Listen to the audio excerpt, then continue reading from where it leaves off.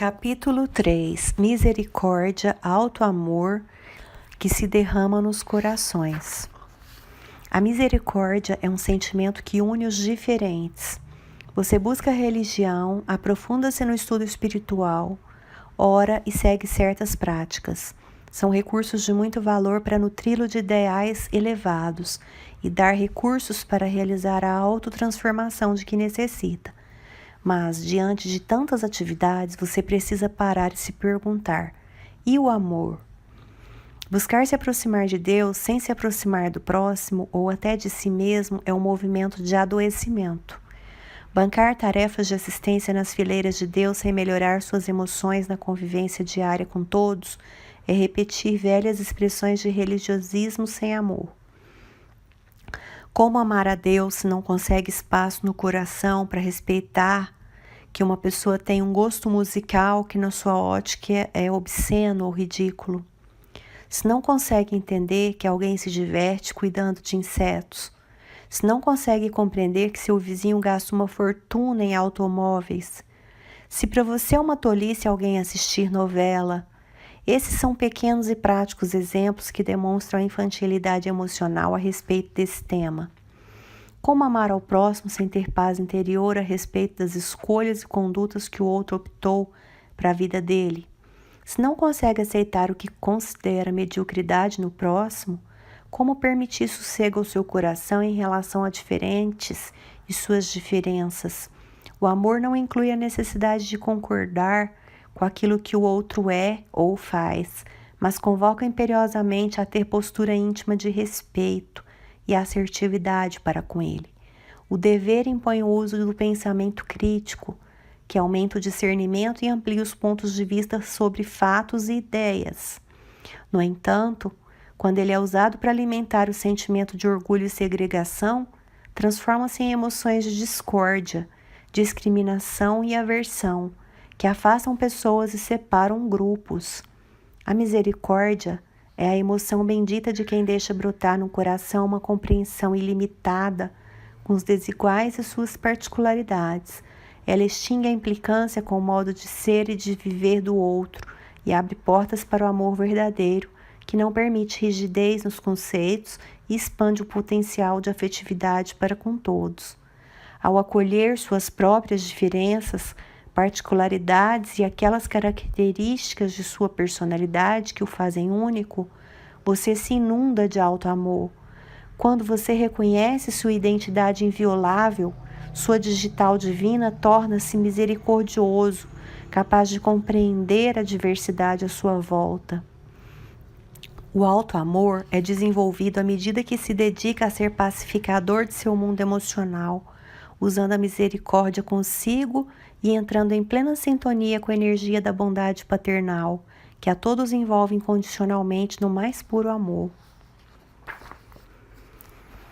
Esse amor do pai está descrito na belíssima história do filho pródigo. E o filho lhe disse: Pai, pequei contra o céu e perante ti, e já não sou digno de ser chamado teu filho. Mas o pai disse a seus servos: Trazei depressa a melhor roupa e vesti-lo, e ponde-lhe um anel na mão e alparcas nos pés. E trazei o bezerro cevado e matai-o e comamos e alegremo-nos, porque este meu filho estava morto e reviveu, tinha-se perdido e foi achado. E começaram a alegrar-se. Lucas 15, 25 a 24. 3.2. Generosidade é um ato de amor e não de culpa. Pessoas generosas são luz no caminho da humanidade. Entretanto, se essa generosidade for acompanhada de um sentimento de culpa, a tendência é que o generoso queira resolver os problemas de todas as pessoas e salvar o mundo, permitindo que sua virtude se transforme em controle e invasão da vida alheia. Essa pressão interna que causa um extremo desconforto ao ver alguém que ama em sofrimento pode vir da culpa e não do amor. Muita gente confunde culpa com os melhores sentimentos de ajuda e dedicação. Amor não causa esse desconforto. A culpa aparece toda vez que se torna necessário regular uma relação pela revisão de crenças. No caso de uma pessoa que é de grande importância afetiva estar sofrendo, a crença que mais costuma orientar a convivência é: entre aspas, sou responsável pelo que o outro sente, fecha aspas. Abre aspas, sou o motivo pelo qual isso está acontecendo. O que fiz para motivar essa dor? Fecha aspas. Essa crença é orientadora de uma atitude para a qual possivelmente você não está preparado para atuar, nem será capaz de prestar ajuda o suficiente. Portanto, ela é injusta. Daí surge a culpa, cuja função é rever essa forma onipotente de pensar a respeito de lutas e problemas que quem tem de resolver são as pessoas envolvidas. Quer aprender a cuidar desse assunto em sua vida emocional? Parece um paradoxo em relação ao ensino do amor de Jesus, mas tem gente morrendo de preocupação com a vida de quem diz amar e arruinando sua própria vida por conta disso. O amor não preocupa, liberta, não carrega, estimula, não resolve, indica e orienta.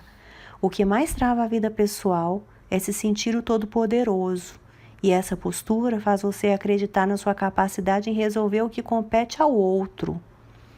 O modelo mental da pessoa controladora é o egoísmo. O egoísta perde a referência de realidade e acredita romanticamente que consegue colocar gregos e troianos em praça pública para fazerem declaração de amor uns aos outros. Chega ao ponto de sonhar com a possibilidade de gerir o que as pessoas devem sentir uns pelos outros. Não é sem motivos que quem está dominado por esse modelo mental vive constantemente nos braços da mágoa. Há muita confusão entre interpretar os conceitos sobre amor e bondade e essa generosidade autoritária, sinônimo de disponibilidade tóxica, que ocorre quando uma pessoa se coloca completamente disponível para quem ama, completamente à disposição para fazer o que acredita ser preciso. Pessoas disponíveis em excesso sentem-se obrigadas a ajudar. Pagam um preço alto em prejuízo próprio, tornam-se reféns na mão de abusadores e se enchem de orgulho quando se iludem que conseguiram, com tanto sacrifício, mudar alguém. Disponibilidade tóxica resume-se a uma palavra: culpa. Pessoas verdadeiramente bondosas fazem o bem possível ao próximo, sentem-se realizadas e com nítida sensação de colaboração e utilidade. Quem se ama legitimamente não se lança à ilusória missão de tomar a seu cargo a transformação das pessoas, até porque é uma missão impossível. Generosidade é conquista de gente, com discernimento e emoção talhados à descoberta terapêutica de suas sombras, a caminho do verdadeiro amor. 3.3. Para que serve a culpa no sistema emocional? Entre os moradores do prédio da vida emocional, existe um que parece ser o principal agressor do prazer e do desejo, e ele se chama culpa. É o que dá mais trabalho, o que mais exige, mais consome energia e é também o mais persistente quando o assunto é jogá-lo para baixo. Ele é capaz de tirar a autoestima e a alegria dos vizinhos, é capaz de causar um tremendo desânimo em todos, depreciando o valor pessoal de cada um, influindo em todas as emoções que fazem parte do condomínio da vida mental. Nesse prédio, por certo, a culpa é a bruxa, que assombra e atrasa, desgasta e faz muita gente sofrer, porque a maioria não entende sua função reguladora e sinalizadora nessa copropriedade de emoções. Quando não somos orientados para lidar com esse morador, certamente os conflitos íntimos vão chegar até o ponto do remorso, da mágoa e da angústia. Moradores que não estão credenciados a entrar no prédio, uma vez dentro dele, geram muitos conflitos exaustivos na vida interna. A culpa tem por função, sobretudo, propor a retificação de princípios e valores que já não atendem mais às necessidades gerais do comportamento e da forma de sentir. Ela não é uma emoção, serve apenas para fazê-lo identificar algo que está em desconexão com os valores e princípios sociais. Uma orientação precisa sobre qual é o verdadeiro objetivo do sentimento de culpa pode promover um estado de paz maravilhoso entre os diversos moradores no edifício das emoções. Para isso é necessário um processo de autoconhecimento bem orientado que permita radiografar a natureza individual da sua culpa, a fim de descobrir o que ela está propondo em favor do seu equilíbrio. Quem adota o alto amor como forma de viver vai sentir muita culpa, principalmente nos primeiros passos do aprendizado. Por exemplo, uma mãe que esteja trabalhando sua estima pessoal na escola do amor próprio terá um profundo desgosto interior em dizer não a um filho, mesmo diante da ausência de limite e da falta de responsabilidade que ele apresente. No entanto, ela percebe que se cuidar verdadeiramente de si e estabelecer uma relação de amor madura com seu filho, terá de se lançar à atitude corajosa de se impor, de determinar regras, de dizer não e tomar as rédeas da relação, considerando sua posição de educadora. A culpa estará lá, ativa e marcante, solicitando que ela revise alguma ideia a respeito de não ser uma boa mãe ou ter sido muito rígida com seu filho. A culpa estará lá propondo o encontro de suas convicções e uma conciliação para que essa mãe não se abandone e estacione na dor de crenças limitadoras que podem sugerir pensamentos de que ela é uma mãe sem sentimentos ou durona demais. A proposta de rever posturas impulsionadas pela culpa vai abrir as portas do sistema emocional para ser mais benevolente consigo, aplicar a misericórdia e seguir o mapa de Deus para o seu destino, que tem o princípio básico e imutável de que você deve ser feliz e repleto de riquezas espirituais. 3.4. Perdoar é examinar onde você falhou, para permitir que alguém o ferisse tanto. Perdoai aos vossos irmãos como precisais que se vos perdoe. Se seus atos pessoalmente vos prejudicaram, mais um motivo aí tendes para serdes indulgentes, porquanto o mérito do perdão é proporcionado à gravidade do mal. Nenhum merecimento teríeis em relevar os agravos dos vossos irmãos, desde que não passassem de simples arranhões. Espírita, jamais vos esqueceis de que, tanto por palavras como por atos, o perdão das injúrias não deve ser um termo vão. Pois que vos dizeis espíritas, sede-o, ouvidai o mal que vos hajam feito, e não penseis senão numa coisa, no bem que podeis fazer. Evangelho segundo o Espiritismo, capítulo 10, item 14. Perdoar necessariamente não implica reatar relações como se nada tivesse acontecido. Perdão nem sempre significa resgatar a relação com o ofensor. Antes de tudo, perdão é achar a saída da dor emocional que a atitude do outro criou em seu coração. Este é um cuidado de amor a si mesmo. E isso só se consegue quando entende qual a sua parcela de responsabilidade no que aconteceu entre você e seu ofensor.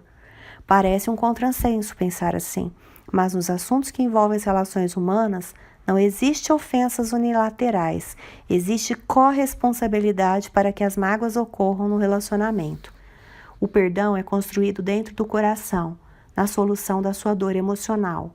Quanto ao ofensor, não há nada a se fazer a não ser conseguir desenvolver um sentimento de respeito por ele e algumas vezes, dependendo do contexto, mantê-lo distante de sua convivência.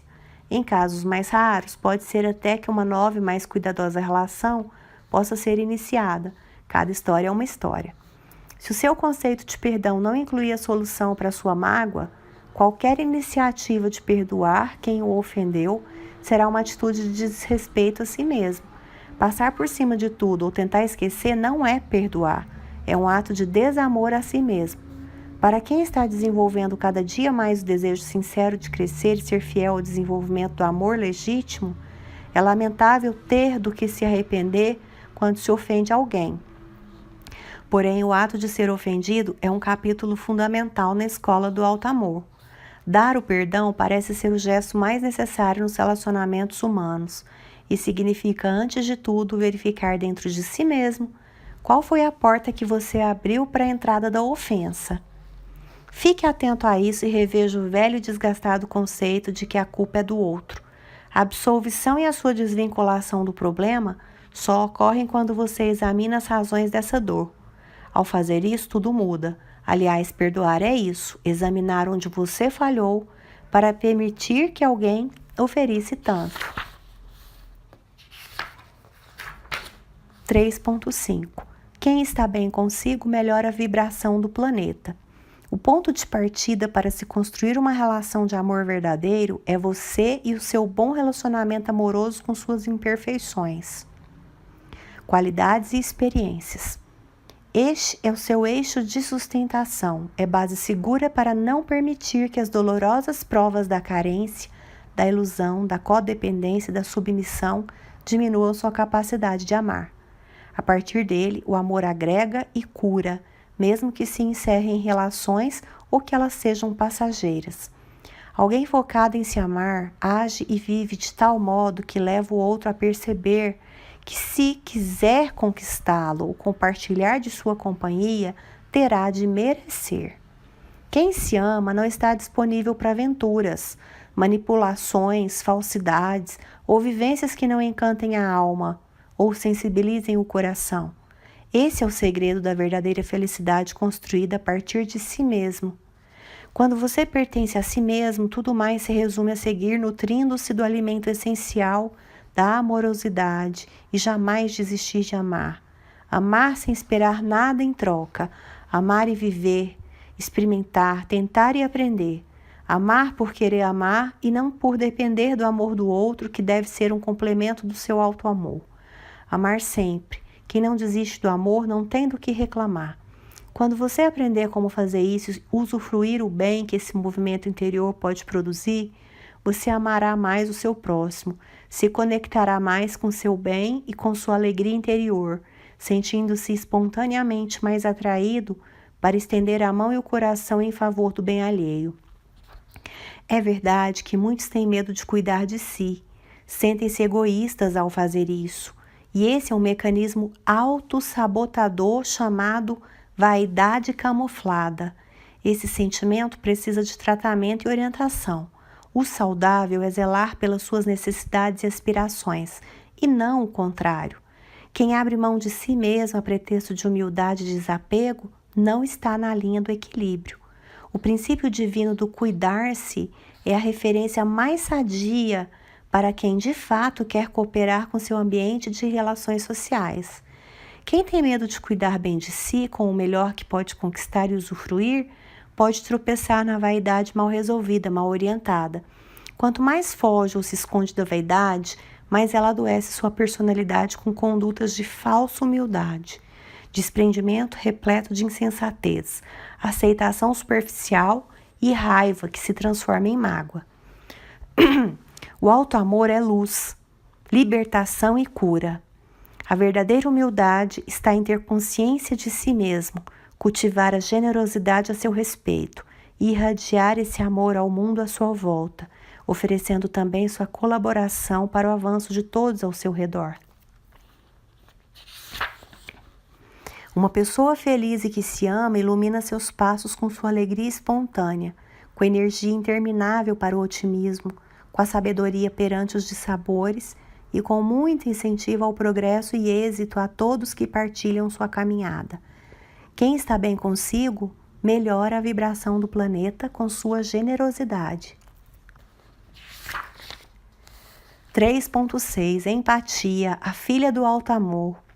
Das diferentes posições sociais nascem necessidades que não são idênticas para todos os homens. Não parece poder inferir-se daí que a lei natural não constitui regra uniforme? Essas diferentes posições são da natureza das coisas e conforme a lei do progresso. Isso não infirma a unidade da lei natural que se aplica a tudo.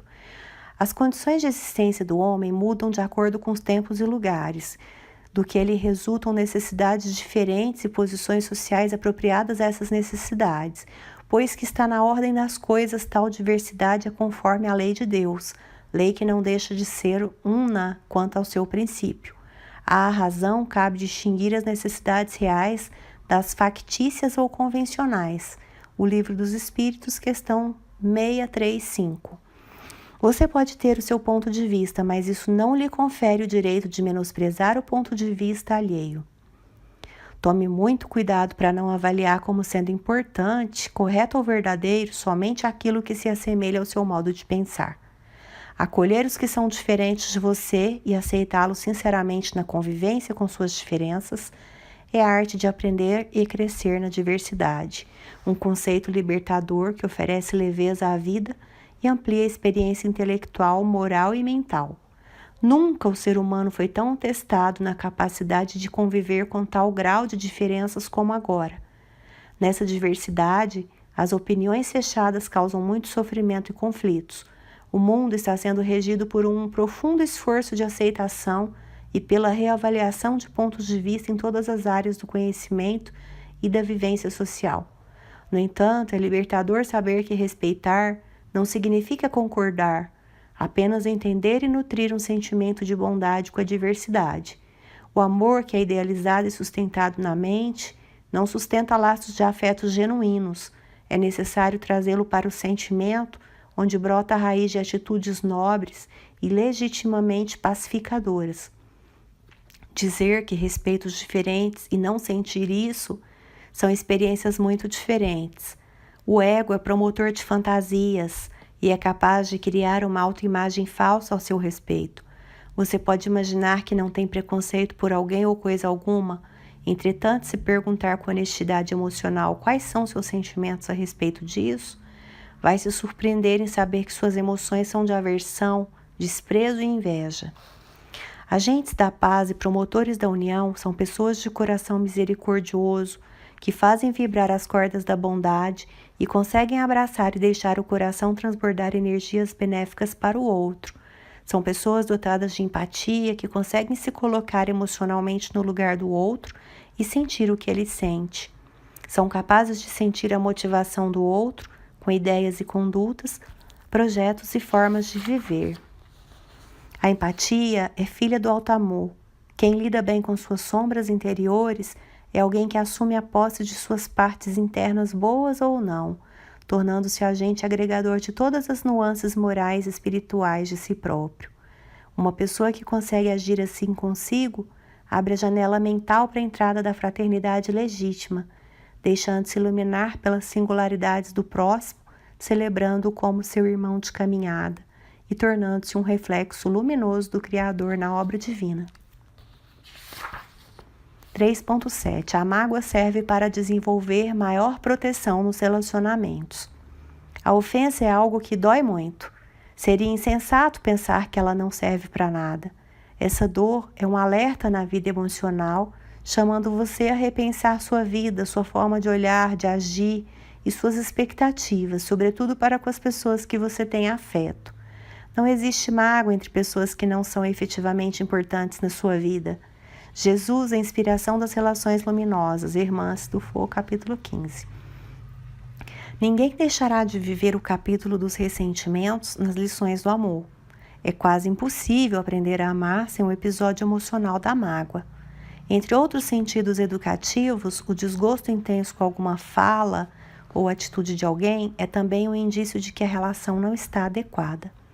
Quando você fica remoendo no coração aquela rusga com quem o ofendeu, na verdade está experimentando duas dores emocionais: a surpresa por algo que não esperava e a raiva por não ter sido capaz de prever os acontecimentos a ponto de evitá-los. A primeira dor tem relação com quem o ofendeu. Ninguém fica esperando ser ofendido, o que é uma postura saudável e curativa. A segunda tem relação com você mesmo. É um descontentamento e serve para que faça um autoexame a respeito de sua conduta nas relações com essa pessoa. O propósito educativo da mágoa é convidá-la a rever posturas com o objetivo de desenvolver maior proteção. Quem é profundamente magoado nos relacionamentos está sendo chamado a ter mais cuidado com sua segurança, a cuidar mais de suas necessidades e de sua vida pessoal, para não permitir abusos, submissão, lesões emocionais, morais ou materiais. Pense no que o magoou, examine sua reação, o seu querer a respeito dos acontecimentos e em seguida elabore uma reflexão sobre como poderia ter agido, não para revidar, mas para se proteger. Certamente isso trará alívio e também autoconhecimento. Os outros fazem o que fazem por motivos pessoais de cada um, dentro do que são e do que podem.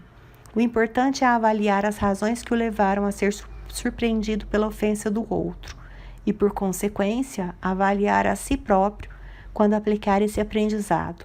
O ressentimento irá embora e ficará apenas a lição aprendida. Lembre-se de que a experiência emocional da mágoa serve para promovê-lo às melhores condições de defesa pessoal nos relacionamentos. Quanto antes tiver a coragem de parar de responsabilizar o outro pela sua dor, mais rápido se recuperará dela e voltará para o eixo do seu amor próprio, que está lá à sua espera, intacto no reino do coração. 3.8. Consideração com as missões alheias. Vós julgais segundo a carne. Eu a ninguém julgo. E se na verdade julgo no meu juízo, o meu juízo é verdadeiro, porque não sou eu só, mas eu e o Pai que me enviou. João 8, 15, 16. Contenha seus ímpetos de desmerecer o valor do trabalho alheio. Na obra do bem, implantação na terra, cada trabalhador e cada trabalho são comparáveis a um tijolo.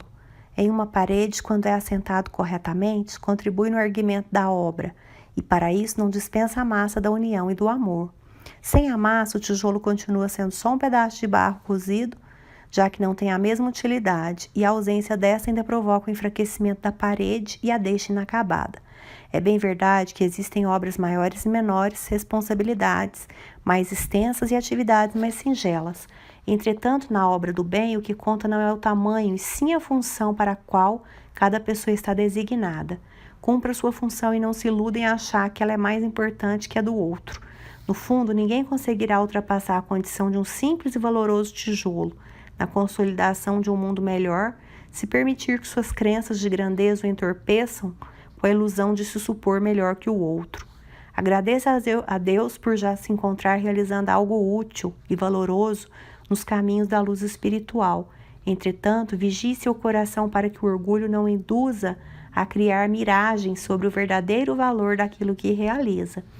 Por maiores que sejam as iniciativas luminosas, os habitantes do nosso planeta ainda são aqueles doentes em recuperação, que trabalham intensamente pela própria alta no hospital da redenção consciencial.